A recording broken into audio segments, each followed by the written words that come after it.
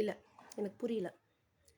இன்னைக்கு நான் சொல்லப் போற விஷயம், ஒரு பையன பெத்த அம்மாவா இருந்தீங்கன்னா, கண்டிப்பா உங்களோட ஒப்பீனியன் என்னன்னு கமெண்ட் பண்ணுங்க. நானும் தெரிஞ்சுக்கிறேன். அண்ட் என்ன மாரி புலம்புற பொண்ணுங்களா இருந்தீங்கன்னா, கண்டிப்பா ஒரு ரெட் ஹார்ட் கமெண்ட் பண்ணுங்க. ஸோ இந்த வீடியோவ லைக் பண்ணிக்கோங்க. சேனல் சப்ஸ்கிரைப் பண்ணிக்கோங்க. என்னன்னா, நீங்க ஒரு பொண்ண பார்த்து உங்க பையனுக்கு கல்யாணம் பண்ணி வைக்கிறீங்க. கண்டிப்பா பார்க்கும்போதே நெறைய டிமாண்ட்ஸோட தான் அந்த பொண்ண வந்து கல்யாணம் பண்ணி கூட்டிட்டு வரீங்க. ஆனா கல்யாணம் பண்ணி கூட்டிட்டு வந்த உடனே, அந்த பொண்ணு அடுத்த நாளே எல்லா வேலையும் இழுத்து போட்டுட்டு செய்யணும். "நம்ப வீடா நெனச்சு செய்யணும்" அப்படின்னு சொல்றீங்க. நம்ப வீடா நீங்க நெனைக்க வைக்கணும் ஃபர்ஸ்ட்டு.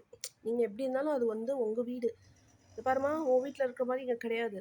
இது வந்து என் வீடு. நான் சொல்ற மாரி தான் நடக்கணும்" அப்படின்லாம் சொல்வீங்க. அப்போ, இது நம்ம வீடுன்னு அவள ஃபீல் பண்ண வைக்கணும். ஃபீல் பண்ண வைக்காம நீங்க வேலை வாங்கும்போது, அந்த பொண்ணுக்கு வாழ்க்கையே வெறுத்துருங்க. "என்னடா இது வேலைக்காரி மாரி நம்மள வேலை வாங்குறாங்க. இதுக்கா கல்யாணம் பண்ணி கூட்டிட்டு வந்தாங்க?" அப்படின்னு தோணும்.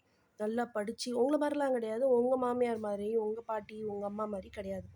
கண்டிப்பா எல்லாரும் போய் நல்லா படிச்சிருக்காங்க. டபுள் டிகிரிலாவும் படிச்சிருக்காங்க. வேலைக்கும் போறாங்க சில பேரு.